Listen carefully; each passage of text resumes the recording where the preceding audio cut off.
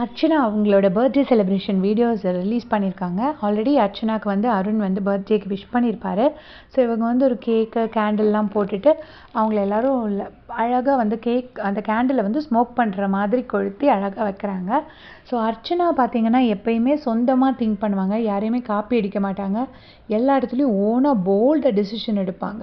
அவ்வளோ ஃபியர்லெஸ்ஸாக விளையாண்டதுனால தான் அவங்க வந்துட்டு கப்பு வின் பண்ண முடிஞ்சுது. பட் அருண் பார்த்தீங்கன்னா எப்போ பார்த்தாலும் யாருக்கிட்டையாவது கேட்டுட்டு அவருக்கு சொந்தமாக திங்க் பண்ணவும் தெரியாமல் சண்டையும் போட்டுட்டு நேர்பட சொல்லாமல் பின்னாடி பேசிட்டு இந்த மாதிரி பண்ணிகிட்ருக்காரு.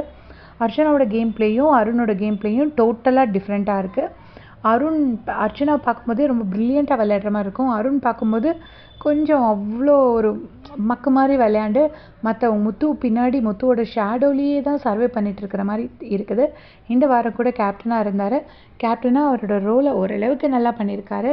சரி, நீங்கள் சொல்லுங்கள், அர்ச்சனாவும் அருணும் நல்ல எப்படி சேமாக விளையாடுறாங்களா இல்லை டிஃப்ரெண்ட் ஸ்ட்ராட்டஜியோட பிபியில் விளையாடுறாங்களா? உங்களுக்கு என்ன தோணுதுன்னு மறக்காமல் கமெண்ட்ஸில் சொல்லிடுங்க. தேங்க்ஸ் ஃபார் வாட்சிங்.